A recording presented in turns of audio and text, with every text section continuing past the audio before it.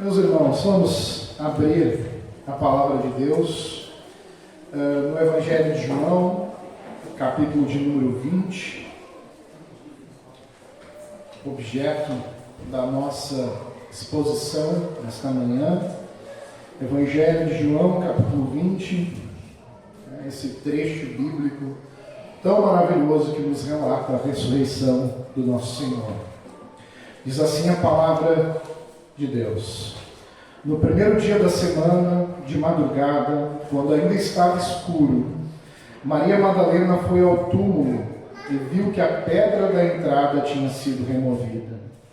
Então correu e foi até onde estavam Simão Pedro e o outro discípulo a quem Jesus amava e disse-lhes: tiraram o Senhor do túmulo e não sabemos onde o colocaram. Com isso Pedro e o outro discípulo saíram e foram até o túmulo. Ambos corriam juntos, mas o outro discípulo correu mais depressa do que Pedro e chegou primeiro ao túmulo. E abaixando-se viu os lençóis de linho, mas não entrou. Simão Pedro, seguindo, chegou e entrou no túmulo. Ele também viu os lençóis e o lenço que tinha estado sobre a cabeça de Jesus e que não estava com os lençóis, mas enrolado num lugar à parte. Então outro discípulo que havia chegado primeiro ao túmulo também entrou. Ele viu e creu, pois ainda não tinham compreendido a Escritura, que era necessário que ele ressuscitasse dentre os mortos, e os discípulos voltaram outra vez para casa. Maria, no entanto, permanecia junto à entrada do túmulo chorando. Enquanto chorava, abaixou-se e olhou para dentro do túmulo. Ela viu dois anjos vestidos de branco sentados onde o corpo de Jesus tinha sido colocado, um à cabeceira e outro aos pés.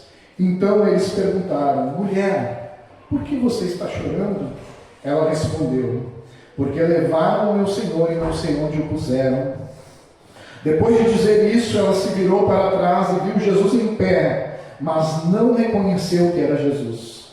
Jesus lhe perguntou: mulher, por que você está chorando? A quem você procura? Ela, supondo que ele fosse o jardineiro, respondeu: se o Senhor o tirou daqui, diga-me onde o colocou e o levarei. Jesus disse: Maria. Ela, voltando-se, lhe disse em hebraico: Rabone. Rabone quer dizer mestre. Jesus continuou: não me detenha, porque ainda não subi para o meu Pai. Mas vá até os meus irmãos e diga a eles: subo para o meu Pai e o Pai de vocês, para o meu Deus e o Deus de vocês. Então Maria Madalena foi e anunciou aos discípulos: eu vi o Senhor. E contava que Jesus tinha dito essas coisas. Ao cair da tarde, naquele primeiro dia da semana, estando trancadas as portas da casa onde estavam os discípulos, com medo dos judeus, Jesus veio e se pôs no meio deles, dizendo: que a paz esteja com vocês. E dizendo isso, lhe mostrou as mãos e o lado. Então os discípulos se alegraram ao ver o Senhor, e Jesus lhes disse outra vez: que a paz esteja com vocês. Assim como o Pai me enviou, eu também envio a vocês. E havendo dito isso, soprou sobre eles e disse-lhes: recebam o Espírito Santo. Se de alguns vocês perdoarem os pecados, são-lhes perdoados, mas se os retiverem, são retidos. Tomé, um dos 12, chamado Dídimo, não estava com eles quando Jesus veio. Então os outros discípulos disseram a Tomé: vimos o Senhor. Mas ele respondeu: se eu não vir o sinal dos pregos nas mãos dele, ali não puser o dedo e não puser a minha mão no lado dele, de modo nenhum acreditarei. Passados 8 dias, os discípulos de Jesus estavam outra vez reunidos, e Tomé estava com eles. Estando as portas trancadas, Jesus veio, pôs-se no meio deles e disse: que a paz seja com vocês. E logo disse a Tomé: põe aqui o seu dedo e veja as minhas mãos. Estenda também a sua mão e ponha no meu lado. Não seja incrédulo, mas crente. Ao que Tomé lhe respondeu: Senhor meu e Deus meu. Jesus lhe disse: você creu porque me viu? Bem-aventurados são os que não viram e creram. Na verdade, Jesus fez diante dos seus discípulos muitos outros sinais que não estão escritos neste livro. Estes, porém, foram registrados para que vocês creiam que Jesus é o Cristo, o Filho de Deus, e para que, crendo, tenham vida em seu nome. Amém? Podeis assentar.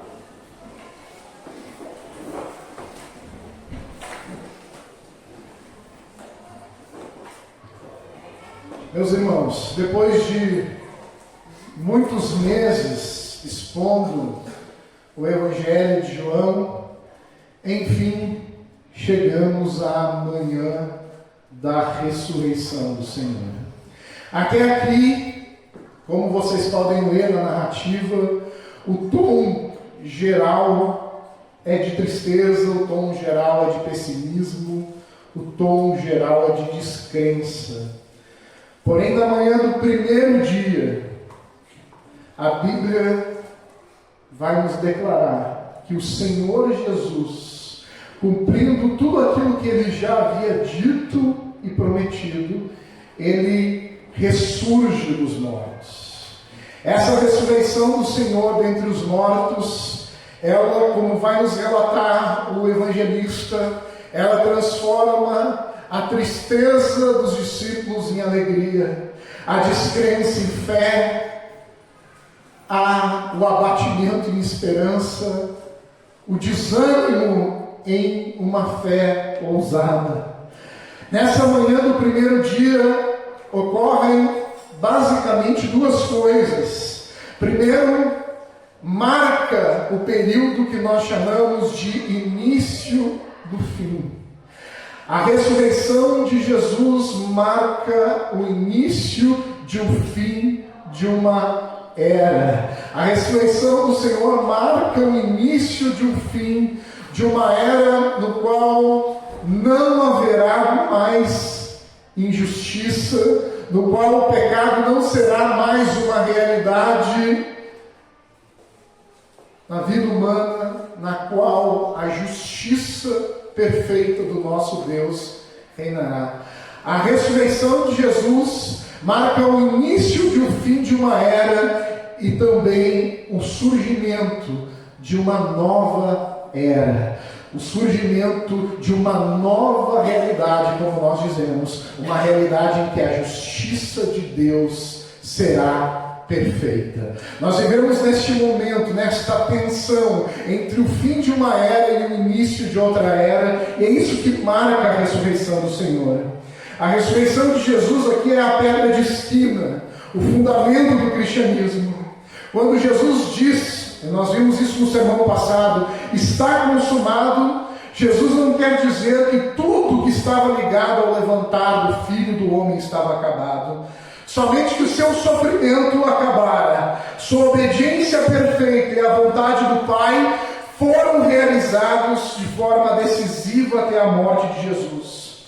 Os eventos que se seguem, a ressurreição de Jesus também, como nos diz a palavra de Deus, são um cumprimento das Escrituras. E aqui é importante ressaltar que na ótica de João, nada poderia ser mais desastroso do que considerar a cruz sem a ressurreição.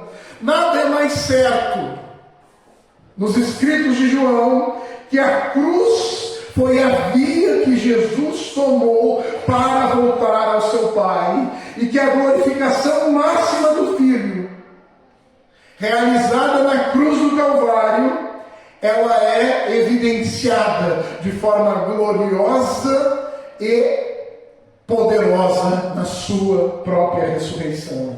Até aqui, até onde nós vimos, até o sermão passado, nós vimos aquilo que nós dizemos na teologia que é a humilhação do Filho de Deus, a encarnação, a vida, o julgamento injusto que o nosso irmão Augusto tanto enfatizou, a morte horrível na cruz, o sepultamento, marcam aquilo que nós conhecemos como a humilhação do Senhor.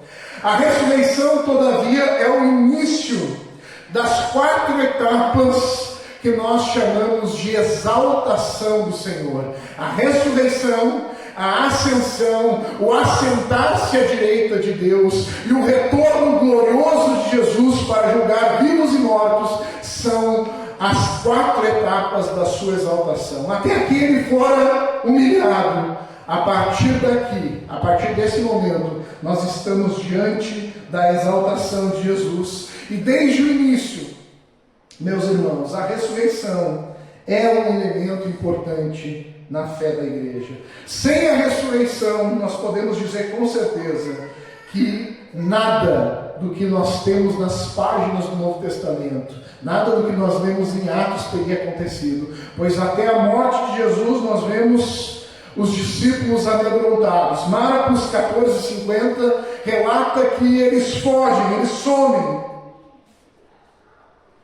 Aparentemente, de certa forma, eles perdem a sua fé. O clima até aqui, de fato, é de desesperança. Mas quando eles tomam ciência de que Jesus havia ressuscitado, os apóstolos, os primeiros líderes da igreja, eles começam a olhar as coisas sob nova perspectiva. Não é à toa que Pedro vai dizer, lá em Atos capítulo 1, verso 21 e 22, quando eles estavam procurando um novo líder para substituir Judas Iscariotes, Pedro vai dizer que esta pessoa deveria ser, juntamente com eles, testemunha da ressurreição do Senhor Jesus. O mesmo Jesus aqui que tirou a pedra, ou que ordenou que tirassem a pedra de Lázaro para ressuscitá-lo, remove sem auxílio humano a pedra do seu sepulcro. É interessante notar, e aqui algo que eu vi num dos comentários do Hernandes Dias Lopes, a pedra que estava no sepulcro de Jesus, ela era tão pesada que precisava de aproximadamente 20 homens para removê-la. Essa pedra que estava encobrindo o sepulcro, estava guardando a entrada do sepulcro, ela é retirada. A manhã de Páscoa anuncia, como eu disse, um novo mundo. Jesus aqui inaugura uma nova criação. A morte e o pecado aqui são derrotados. Como eu disse, é chegado o início do fim. Quando nós lemos o texto, e aqui eu quero entrar de imediato no texto, o evangelista vai dizer que tudo isso se dá no primeiro dia da semana. E aqui é notável, irmãos, que em todos os relatos dos evangelhos, Mateus, Marcos, Lucas e João, todos eles mencionam o primeiro dia da semana, no lugar de dizer que foi no terceiro dia após a crucificação. Jesus comumente diz que a sua ressurreição se daria após 3 dias. Mas aqui os discípulos não enfatizam o lapso temporal entre a morte e a ressurreição. Eles apenas mencionam que a ressurreição se deu no primeiro dia da semana, provavelmente mencionando, indicando que com isso Jesus estava iniciando algo novo. Jesus aqui é o primeiro, é o primogênito, é as primícias da nova criação. As Escrituras nos relatam que Maria Madalena, ainda na madrugada do domingo, vai até o túmulo de Jesus. Como eu disse, o clima geral de tristeza, apesar de tudo, apesar de tudo que Jesus disse. Isso é uma coisa que me chama muita atenção nos evangelhos. Apesar de todas as predições de Jesus, nenhum dos discípulos imaginava o que estava para acontecer. Maria chega ao túmulo no domingo de manhã e ela se depara com algo surpreendente.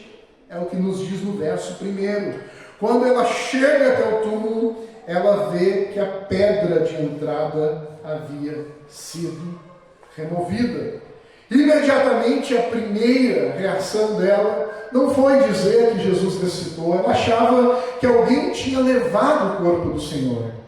E é interessante isso, porque a historiografia nos mostra que os roubos de túmulo eram extremamente comuns na época de Jesus. Inclusive tem um decreto do imperador Cláudio, do imperador romano, que ordena a pena de morte a todos os que fossem pegos destruindo o túmulo, removendo cadáveres ou até mesmo deslocando as pedras que fechavam a entrada do túmulo. Era algo relativamente comum o roubo de túmulos na época de Jesus, e essa é a primeira coisa que surge na mente de Maria Madalena. Ela olha e vê a pedra removida, imediatamente ela acha que alguém removeu, alguém roubou o corpo do Senhor. Percebam que a Bíblia não demonstra e não menciona em nenhum momento que ela entra no túmulo. Aparentemente ela só chega, vê a pedra removida, e a reação dela, nos diz no verso de número 2, foi correr até onde estavam Simão Pedro e o outro discípulo a quem Jesus amava, provavelmente aqui se referindo ao apóstolo João. Chega então até Pedro e João e diz: tiraram o Senhor do túmulo e não sabemos onde o colocaram. Até aqui o clima de tristeza, ele ainda é o clima dominante. Não havia nenhuma esperança de ressurreição, não havia nenhuma ideia do que de fato teria acontecido naquela manhã de domingo. Porém, Maria, quando ela se depara com isso, ela vai anunciar a Pedro e a João, e aqui a Bíblia nos diz que Pedro e João, ao ouvirem o relato de Maria, eles ficam tão apreensivos com essa violação do túmulo de Jesus, que eles vão correndo até o túmulo de Jesus. Pedro e João saem em disparada, essa é a cena, eles vão correndo. E o relato chega a nos dizer que João, provavelmente mais novo que Pedro, ele tem mais vigor e corre mais rápido, ele deixa Pedro para trás. A cena é dos dois discípulos largando em disparada. João, um pouquinho mais, com o físico um pouquinho mais em dia, deixa Pedro, como nós dizemos, comendo poeira. João chega até o local, nos diz no verso de número 4, João chega e, abaixando-se, diz a Bíblia, verso 5, ele viu os lençóis de linho, porém não entrou. Interessante que a Bíblia nos diz que Pedro chega depois de João, só que Pedro, impetuoso, né? Pedro, o mais afoito de todos. Pedro não fica como João simplesmente na entrada do túmulo. Pedro entra no túmulo. E diz a Bíblia que eles entrando no túmulo, quando João olha, João já consegue ver as faixas de linho, mas nada do corpo de Jesus. E percebam, meus irmãos, que tudo isso era uma evidência de que ninguém poderia ter removido o corpo de Jesus. O corpo de Jesus, ele foi enfaixado com esse tecido de linho. A cabeça de Jesus foi coberta também com tecido. E assim como ocorreu com Lázaro, por exemplo, Lázaro, quando ressuscita, as pessoas têm que desenfaixar Lázaro. Esse era um rito comum entre os judeus. Porém, Pedro e João, eles notam algo impressionante. O corpo não estava lá, mas o tecido de linho estava. E João mais ainda. Quando João entra no túmulo, entra dentro do sepulcro, João vê também o tecido que cobria a cabeça de Jesus. Interessante que, pelo ritmo da passagem, João não viu o tecido que cobria a cabeça de Jesus até entrar no túmulo também. E percebam como a Bíblia nos relata. Este tecido estava dobrado à parte, separado das faixas de linho. E aqui, meus irmãos, João vai perceber que esse detalhe é de fato importante. É impossível lermos esse texto e não nos lembrarmos da ressurreição de Lázaro. Lázaro, quando sai, como eu disse, usando a mortalha com as roupas fúnebres adicionais, o corpo ressurreto de Jesus, por sua vez, aparentemente, e é o que nos dá a entender o relato, passou através das suas roupas, especiarias e tudo mais, da mesma forma que posteriormente o evangelista vai nos relatar que esse corpo ressurreto entra numa sala fechada, entra numa sala que estava trancada. A descrição aqui, meus irmãos, é poderosa e vívida. Tímido no início, o discípulo amado, ele entra, olha tudo isso, vê o lençol, e daqui a pouco o João tem uma intuição. É o que a Bíblia vai nos dizer no verso de número 8. Então o outro discípulo que havia chegado primeiro ao túmulo, que havia ficado à entrada e depois de Pedro entra no túmulo, ou seja, João, também entrou. Ele viu e creu, diz a Bíblia. João, quando ele olha a situação, percebam comigo, o túmulo vazio, a pedra removida, porém os faixos de tecido perfeitamente enrolados e o tecido da cabeça dobrado à parte. João pensa e João começa a refletir sobre isso. Não havia outra explicação plausível. Jesus, o que fora crucificado, o Jesus que recentemente tinha dito para João e tinha confiado a João a sua própria mãe, estava sepultado nesse túmulo novo. Jesus tinha ressuscitado dos mortos. E aqui João relata algo que é importante. Ele diz que João viu e creu. São palavras que depois vão ser repetidas novamente no versículo 29. João vê isso e João acredita de fato que houve uma ressurreição, que Jesus de fato ressuscitou dentre os mortos. E aqui, meus irmãos, é interessante que a maioria, até notei isso, a maioria das primeiras testemunhas chegou à fé em Jesus como Senhor ressuscitado, não porque puderam encontrar o seu cadáver, mas porque encontraram o Cristo vivo. A maioria só chega à fé depois de ver Jesus ressuscitado, mas João aqui é uma exceção. A Bíblia nos diz que ele chega à fé antes mesmo de ver Jesus ressuscitado. Ele deu esse passo porque o túmulo estava, não só porque o túmulo estava vazio, mas porque as roupas fúnebres ainda estavam lá. João pensa, não é possível um ladrão, se ele entrasse neste túmulo, vendo essas peças de linho cara, vendo as especiarias, certamente teria levado consigo o linho e todas as coisas valiosas. Como disse o pastor Rodrigo na semana passada, Jesus foi sepultado como um rei. Havia coisas valiosas ali, porém tudo estava intacto. Apenas o corpo tinha sumido. Logo também não poderia ser um ladrão, porque um ladrão teria evidentemente medo de ser pego. Havia um selo romano naquela pedra. Havia um decreto sobre aquela situação toda. Logo, quem roubasse o corpo estaria correndo um grande risco. E é muito improvável que, além de deixar tudo que havia de valioso no túmulo, a pessoa ainda se desse o trabalho de desamarrar o cadáver de Jesus, o que levaria ainda mais tempo para ser consumada toda a cena. João olha tudo isso e ele chega a uma conclusão: Jesus ressuscitou. É a única explicação plausível. No versículo 9, a Bíblia vai dizer que, apesar dessa conclusão que João chega, nem Pedro, nem João, até esse momento, tinham entendido que era necessário que Jesus ressuscitasse dos mortos. Até aqui, a fé precedente de João estava fundada naquilo que ele tinha visto, ou melhor, naquilo que ele não tinha visto no túmulo. O versículo 10 aqui é uma transição, irmãos.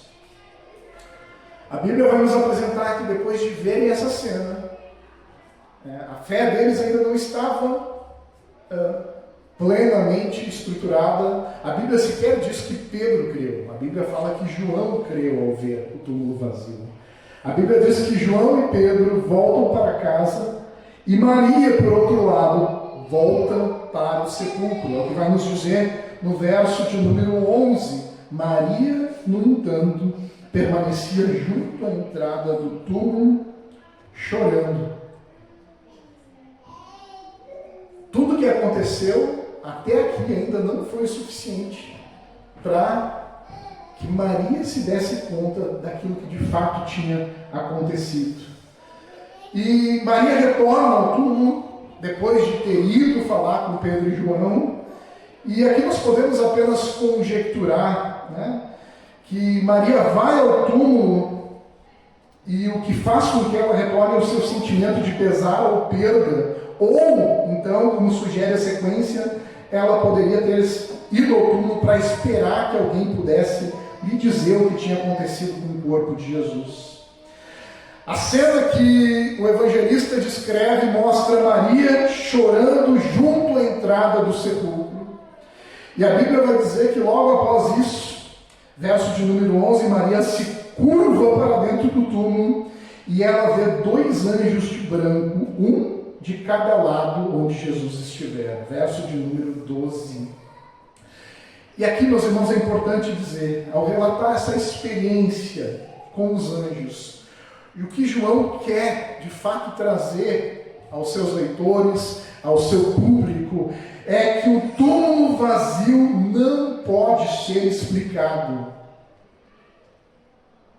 Não pode ser explicado por causa de ladrões. O túmulo vazio não pode ser explicado com aquela explicação simplista que chega em Maria que havia sido roubado o corpo de Jesus. João quer dizer aqui que o túmulo vazio não é nada mais, nada menos do que uma invasão do poder de Deus que ressuscitou Jesus dentre os mortos. Aqueles anjos estão lá para mostrar que não houve um desastre, não houve um crime ali, mas que Deus, o próprio Deus, ressuscita a Jesus dentre os mortos e que agora ele já está vivo como primogênito da nova criação. E a pergunta dos anjos aqui é interessante, eles perguntam de imediato no verso 13: mulher, por que você está chorando?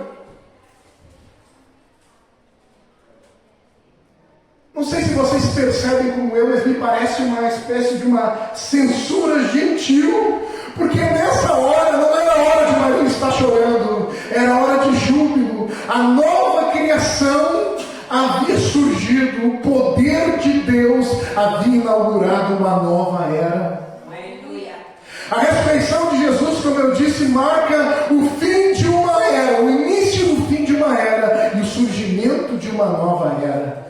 É por isso que nós dizemos que nós vivemos naquela famosa tensão entre o já e o ainda não.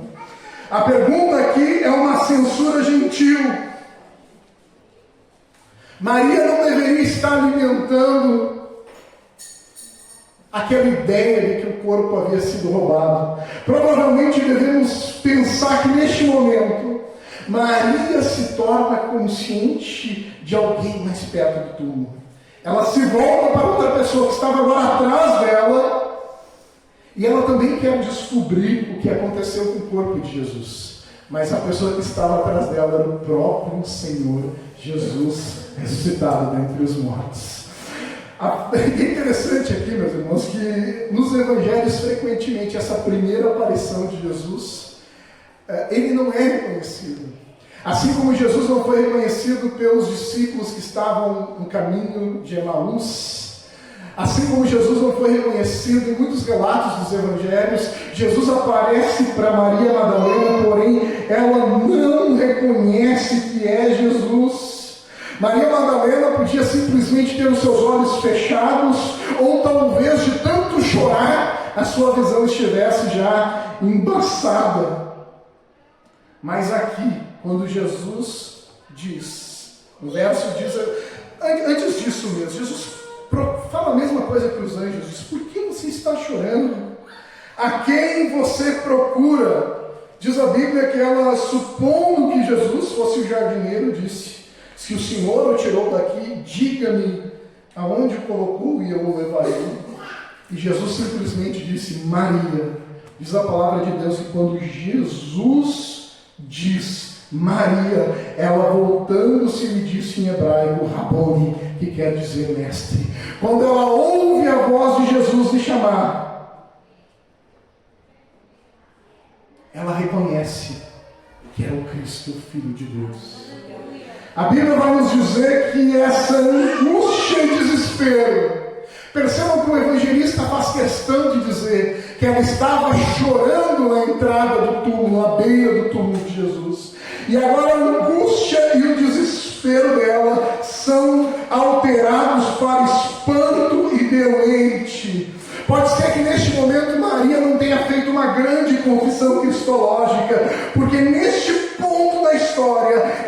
fascinada com o relacionamento restaurado, sem pensar nas implicações cristológicas. Quando nós entramos no verso 17, nós vemos um versículo interessante, até um pouco enigmático. Jesus fala para Maria: não me detenha, porque eu ainda não subi para o meu Pai, mas vá pelos meus irmãos e diga a eles: subo para o meu Pai, Pai de vocês, para o meu Deus e Deus de vocês. O versículo 17, meus irmãos, deve ser entendido da seguinte forma: é como se Jesus estivesse dizendo a Maria: pare de se prender a mim, mas vá e diga aos meus discípulos que eu estou em processo de subir para o meu Pai e teu Pai. Aqui, meus irmãos, provavelmente essa expressão, pare de se prender a mim, que Jesus usa para Maria, provavelmente Jesus usa porque Maria, possivelmente, quando ouve Jesus chamando ela cai com o rosto em terra e agarra aos pés de Jesus. É exatamente isso que vai dizer em Mateus 28:9. Que quando ela vê Jesus ressuscitado, ela cai com o rosto em terra e agarra aos pés de Jesus. Imaginem a cena que o evangelista relata. Ela estava inconsolável, e daqui a pouco, quando ela acha que tudo estava perdido, que nem mesmo as homenagens ela poderia prestar ao túmulo de Jesus, ela se surpreende, ela reconhece a voz do mestre. A primeira reação dela é dizer: mestre. Ela se joga, vai dizer Mateus, e agarra aos pés de Jesus. Jesus aqui vai dizer para Maria Madalena algo que nós sempre afirmamos na nossa teologia: a ressurreição de Jesus está intimamente ligada com a sua ascensão, o retorno de Jesus ao Pai. E aqui Jesus diz: assim como você aceitou a minha ressurreição, você vai ter que me largar agora, nesse momento, porque eu também irei retornar para o meu Pai. Assim como eu sou Cristo ressurreto, assim como eu estou aqui, não me detenha, mulher. Vá e anuncie aos discípulos que eu volto para o meu Pai, vosso Pai. Aleluia. Jesus ressuscitou, como eu disse, a ressurreição é o primeiro estágio da exaltação de Jesus. Ainda há 3 estágios a serem cumpridos: a ascensão, o assentar-se à direita de Deus e, por fim, o que nós ainda esperamos, o seu retorno glorioso para julgar os vivos e os mortos. Assim como ela aceita o Jesus ressuscitado, ela precisa aceitar que Jesus ressuscitou, não para ficar ali com eles, mas para partir para o Pai. E aqui, meus irmãos, Jesus, ele demonstra o seu amor e o seu cuidado aos discípulos. Jesus se preocupa, ele apresenta a Maria Madalena e diz: vai e diga aos discípulos que eu ressuscitei e que, como prometi, eu irei subir para o meu Pai e Pai de vocês. Os discípulos que poucos dias antes haviam fugido, negaram o Senhor. Alguém poderia imaginar que a primeira palavra do Jesus ressuscitado fosse uma repreensão, fosse uma crítica dura, porque todos o haviam abandonado.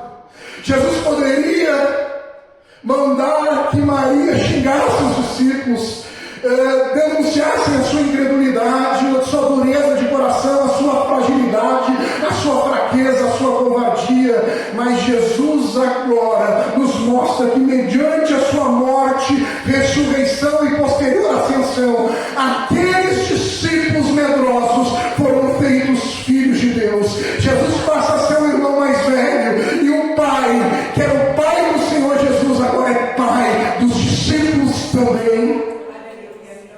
A morte, a ressurreição e a ascensão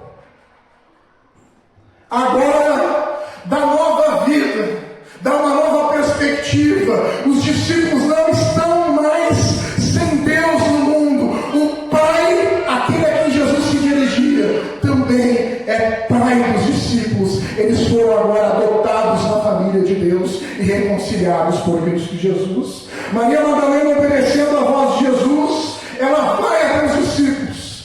Imagina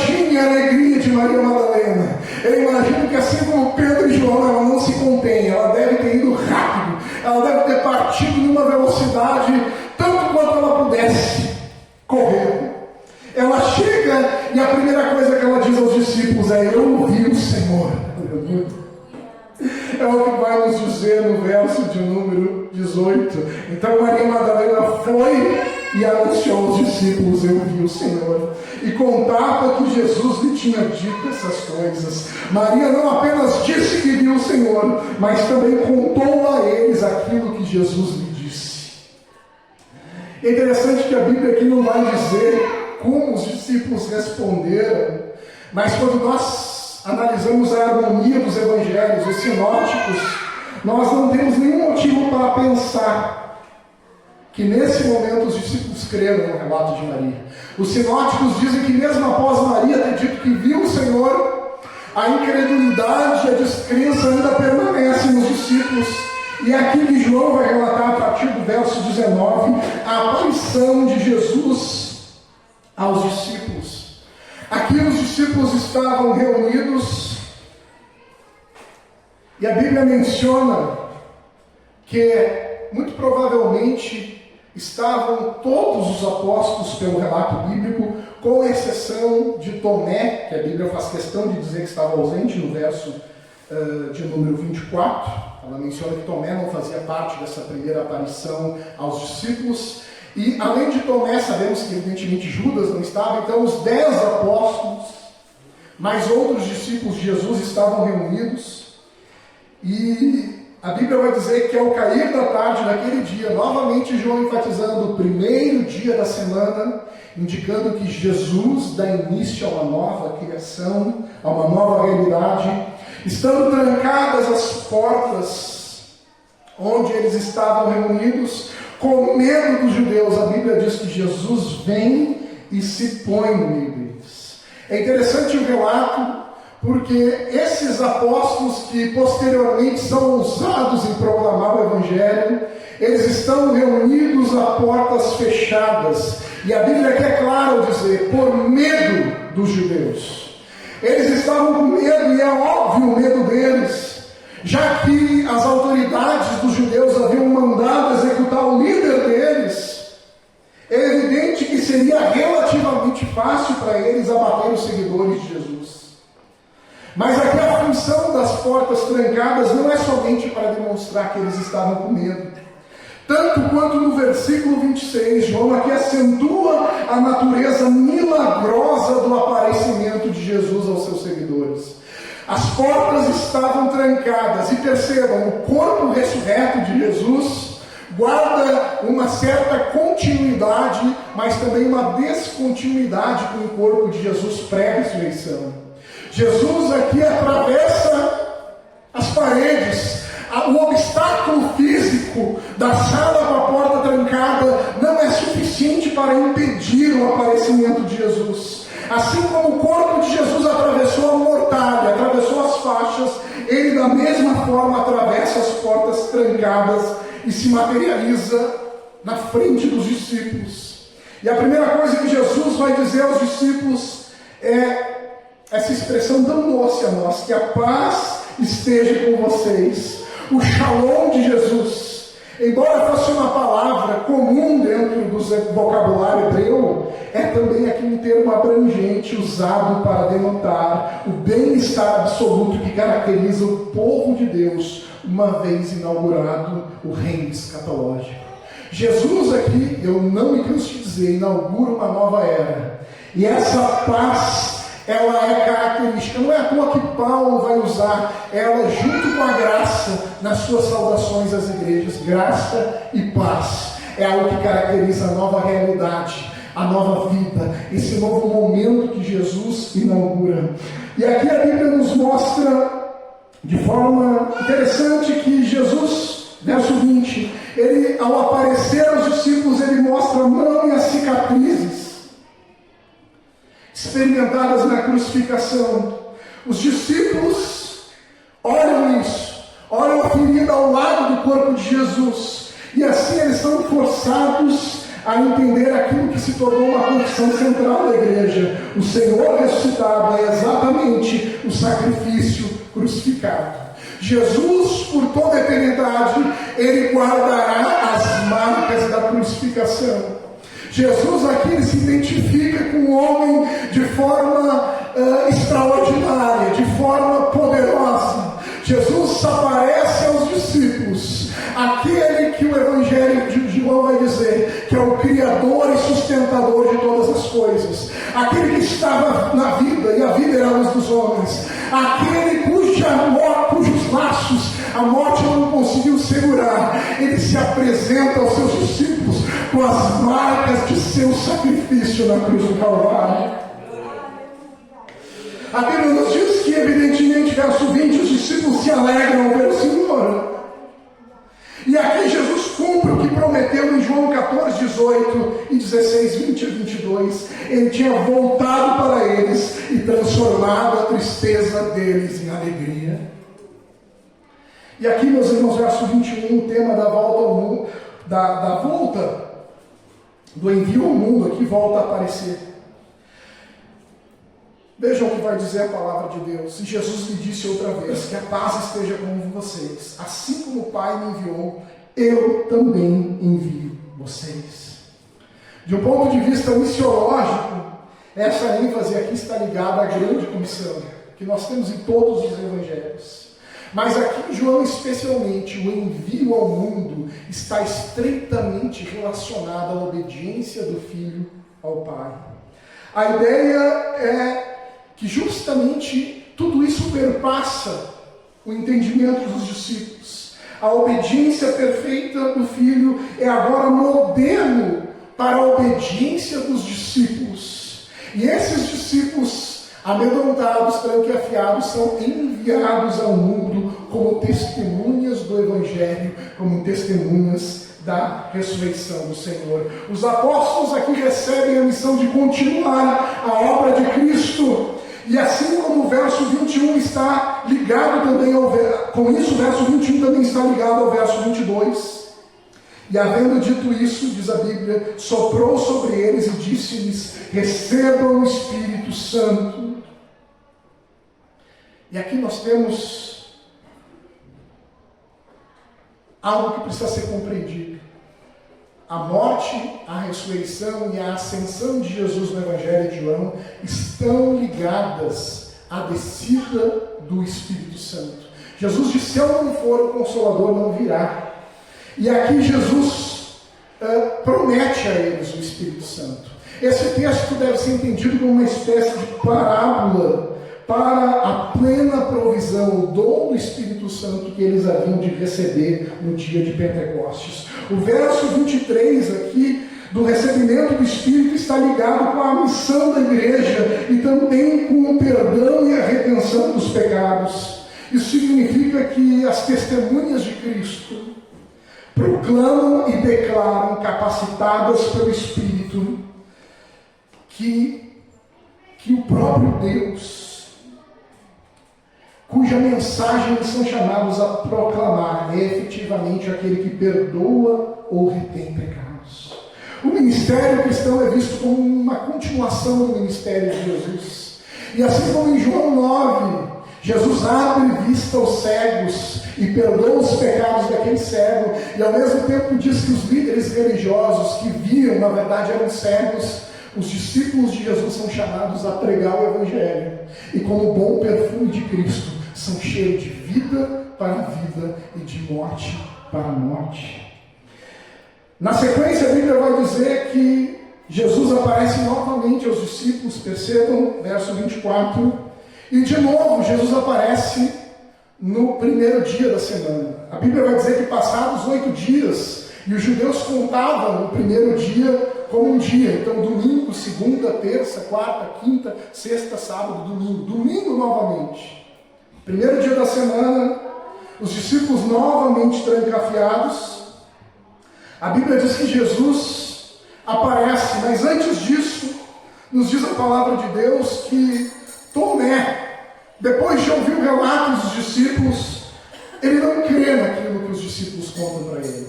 Tomé diz claramente: se eu não ver as cicatrizes nas mãos de Jesus, se eu não tocar do lado de modo algum, eu irei crer.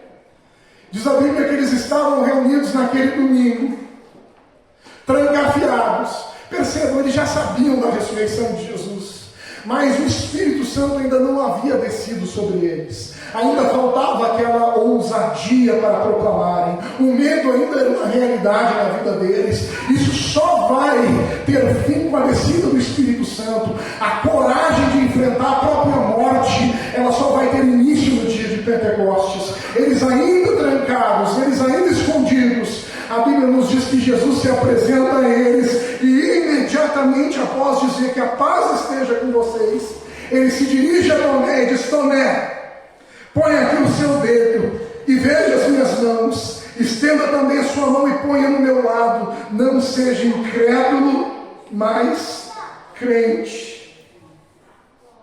Tomé até então não havia crido. Tomé até então não tinha entendido que Jesus de fato tinha ressuscitado. E aqui a Bíblia nos diz algo maravilhoso. Jesus se dirige a Tomé. Nós não devemos criticar Tomé, meus irmãos. Tomé de forma alguma é um exemplo de fé. Mas também a fé deles não é muito diferente dos discípulos. Porque os discípulos, depois do relato de Maria Madalena, também não creram. Antes de verem Jesus ressuscitado, o único que a Bíblia apresenta que creu foi o próprio apóstolo João. Os demais também não creram.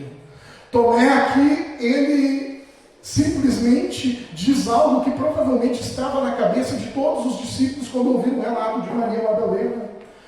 Tomé não crê, assim como eles também não tinham crido.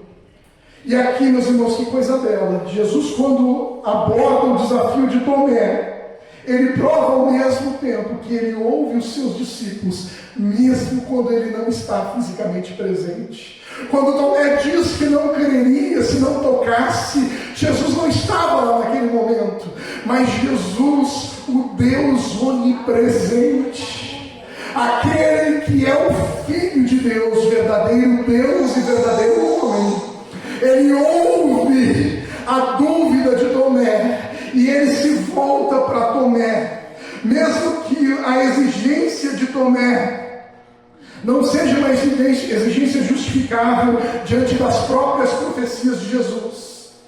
Jesus se apresenta a Tomé, Jesus sana a fé de Tomé, e aqui a Bíblia não relata, meus irmãos, se Tomé de fato foi e tocou em Jesus. Eu imagino que a própria visão do Jesus ressuscitado foi suficiente. A Bíblia nos diz que quando Tomé vê Jesus, ele simplesmente é dominado por espanto e reverência e imediatamente pronuncia a confissão mais forte até aqui no Evangelho de João. Ele diz: Senhor meu e Deus meu. Aleluia.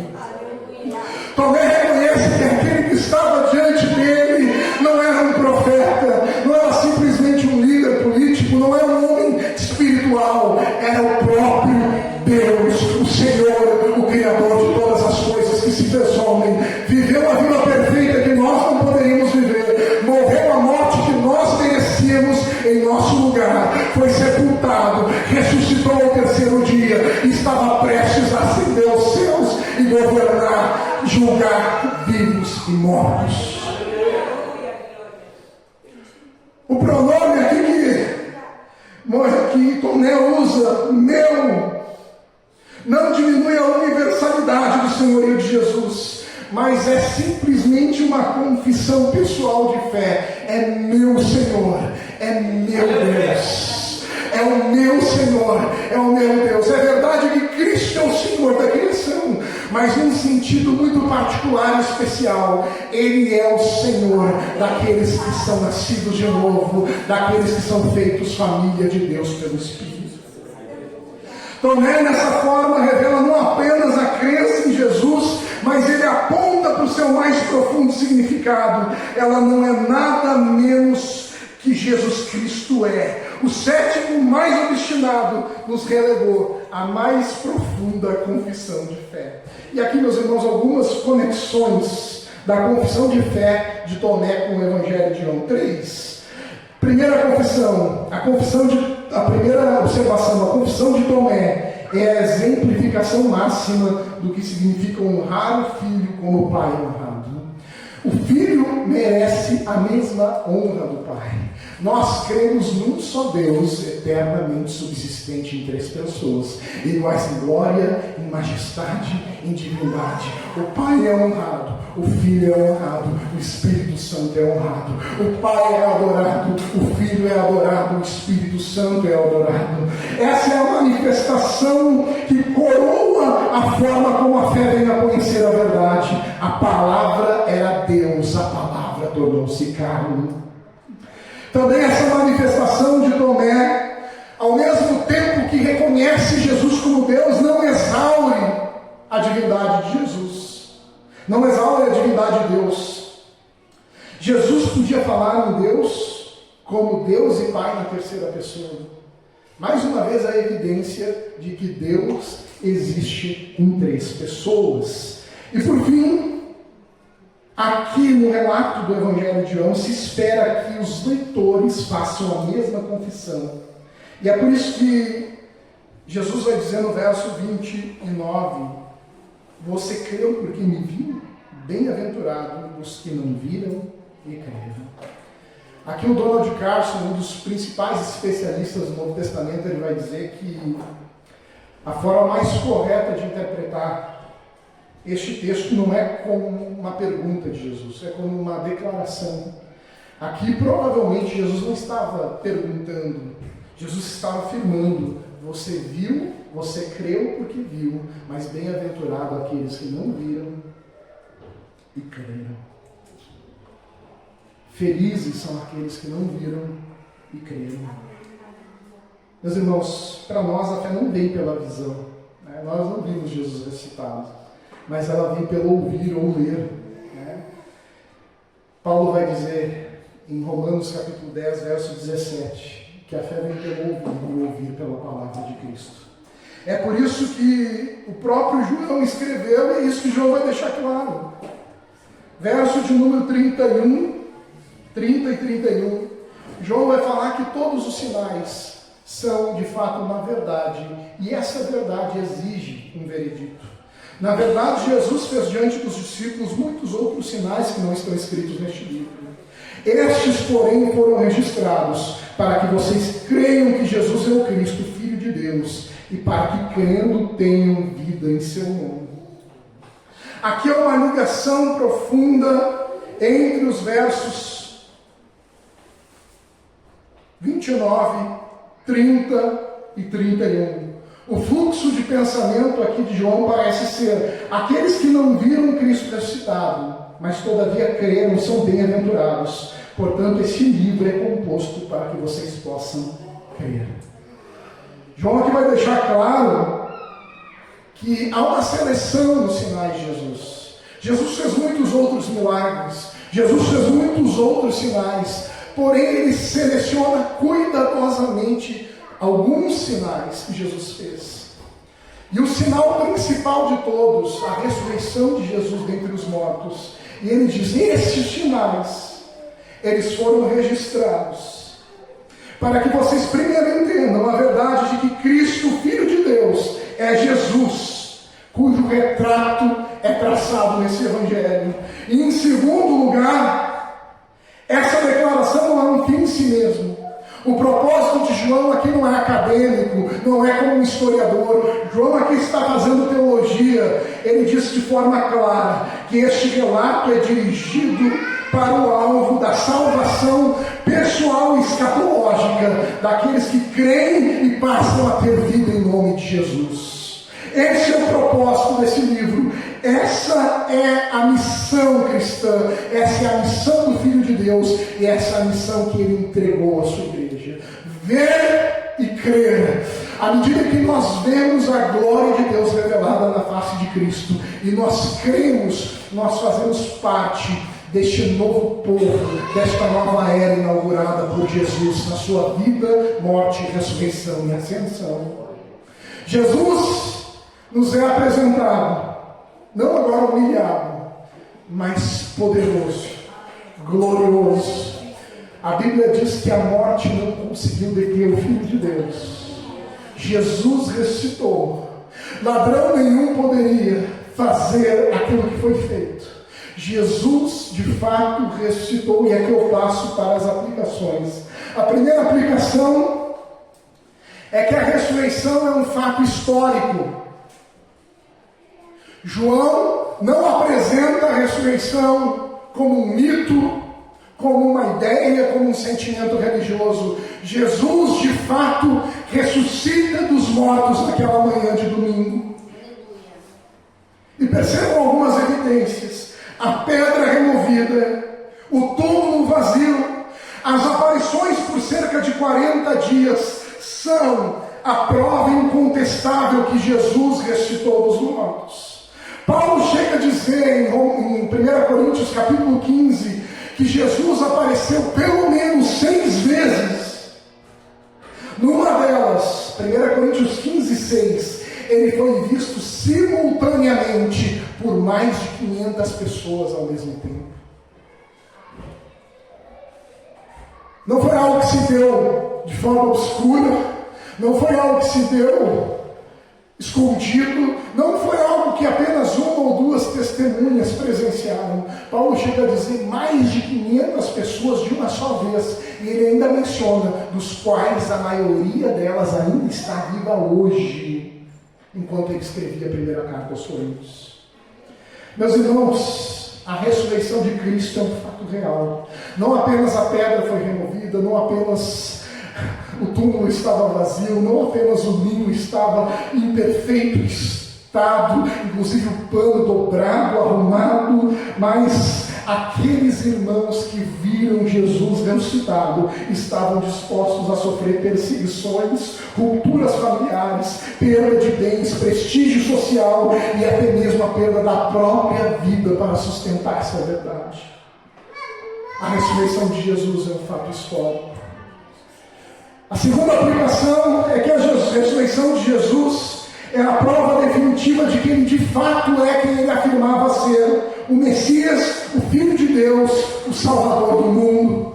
É o que a Bíblia vai nos dizer em Atos capítulo 2, verso de número 36. Pedro, quando prega no Pentecostes, ele diz: portanto, toda a casa de Israel esteja absolutamente certa de que esse Jesus que vocês crucificaram, Deus o fez Senhor e Cristo. Aleluia. A ressurreição de Jesus é a prova de que Ele é o Cristo, o ungido, o Messias, o prometido. Em terceiro lugar, a ressurreição de Jesus é a garantia do nosso próprio perdão e justificação diante de Deus. Paulo vai dizer em Romanos, abra sua Bíblia, capítulo 4, verso de número 25. Romanos, capítulo 4, verso de número 25. Veja o que Paulo diz: o qual foi entregue por causa das nossas transgressões e ressuscitou para a nossa justificação. A crucificação e a ressurreição de Jesus é a garantia do perdão e da justificação. Além disso, e aqui eu vou bem rápido, a ressurreição de Jesus, como diz um teólogo holandês chamado Herman Bavinck, é a prova de numerosas bênçãos espirituais, tais como o dom do Espírito Santo. Jesus precisava ressuscitar e ascender para enviar o Espírito Santo à igreja. O arrependimento, como diz em Atos 5,31, a vida eterna, como diz Romanos 6,4, a salvação em sua totalidade, como Pedro mesmo vai dizer que não há outro nome dado entre os homens pelo qual importa que sejamos salvos, a não ser o nome do Senhor Jesus. Em quinto lugar, a ressurreição é a garantia da nossa própria ressurreição abençoada e gloriosa. A ressurreição de Jesus é a prova de que nós um dia também ressuscitaremos. Os vivos serão transformados e os mortos serão ressuscitados. Como eu disse, Jesus, na sua ressurreição, marca o início da nova criação. É o fim de uma era e o início de outra.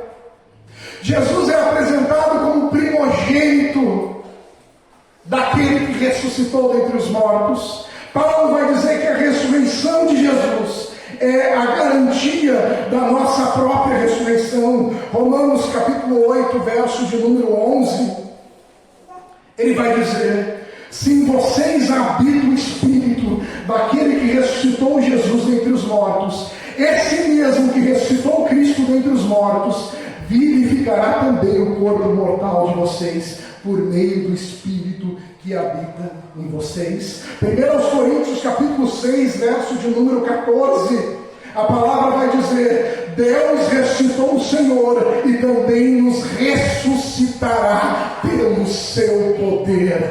A ressurreição de Jesus é a prova cabal de que o mal que nós oramos hoje, que está acontecendo em Israel e que nós pedimos justiça de Deus, de que todas as maldades perpetradas pelo Boko Haram na Nigéria, em que meninas cristãs são sequestradas, estupradas, que o mal que acontece lá na Rússia e na Ucrânia terá fim. Deus é o Senhor, como nós cantamos, o mal não vai triunfar. A ressurreição de Jesus é a prova que aquele Cristo humilhado voltará para julgar vivos e mortos e estabelecer um reino que não terá fim e que será marcado por justiça perfeita. A ressurreição de Jesus marca um momento em que não haverá mais morte, nem dor, nem enfermidade, nem tristeza, nem lágrimas. A reação de Maria tem um paradigma. Ela estava chorando e daqui a pouco ela está exultante aos pés do Senhor, não querendo largá-lo. E por fim, a ressurreição de Jesus é o fundamento do cristianismo apostólico. É o que Paulo vai dizer ao longo da primeira carta aos Coríntios, capítulo 15, verso 12 em diante. Ele chega a dizer: se não há ressurreição, a nossa pregação é vã, a nossa fé não vale nada. Se não há ressurreição, a conclusão lógica é o hedonismo. É o que ele diz: comamos e bebamos, porque amanhã morreremos. Se a nossa esperança em Cristo fosse para essa vida, nós seríamos os mais infelizes e dignos de pena de todos os homens. Mas de fato, Jesus ressuscitou. De fato, Jesus inaugurou uma nova era. E agora nós vivemos nessa tensão entre o fim de uma era e o início de uma era gloriosa. Jesus como primogênito, a garantia de que os nossos corpos serão transformados. O Senhor ressuscitado, Ele vive e reina para todo sempre. Ele é a fonte da nossa esperança. Ele é aquele que envia o Espírito Santo. E eu só posso dizer que após tudo isso, após o cumprimento da sua promessa, aqueles discípulos amedrontados e trancafiados saíram com uma ousadia incrível. Saíram capazes e dispostos a dar sua vida pelo Senhor Jesus. Saíram como que diz o apóstolo Paulo em 2 Coríntios 5, verso 15. Ele morreu para que aqueles que vivam não vivam mais para si mesmos, mas para aquele que por eles morreu e ressuscitou. Vamos orar, meus irmãos. Vamos orar. Pai amado, nós te agradecemos, Senhor. Quão grande e quão bendita esperança temos dado. Senhor, quão maravilhoso é o teu Evangelho e a tua palavra. A ressurreição de Jesus é o motivo da nossa fé e da nossa esperança. Senhor, nós chegamos a Ti, Senhor, com o coração extasiado, com o Teu amor, que fez com que o Teu Filho, sendo Deus, assumisse a forma humana, fosse humilhado com a morte mais humilhante que havia, que era a crucificação. Todavia, como Deus, a morte não pôde segurá-lo, ressurgiu ao terceiro dia. E nesse momento, assentado à tua destra, está colocando todos os seus inimigos debaixo dos seus pés. Pai amado, te damos graça, Senhor, porque embora há maldade e pecado ainda no nosso mundo, o Senhor reina e tudo isso está chegando ao fim, Senhor. A nossa esperança está em Ti. Pai, que nós possamos crer, ver a glória de Deus na face do Teu Filho. E crendo tenhamos vida, Senhor, Esse é o objetivo do Evangelho. Essa é a mensagem de salvação. Que brote em nós, Senhor, uma confiança profunda. E que assim como os discípulos possamos ser testemunhas dessa ressurreição. Testemunhas ousadas que proclamam o teu nome ao mundo. E que anunciam que o Senhor reina e vive para todos sempre. É o que te pedimos por Cristo Jesus, nosso Senhor. Amém. Amém.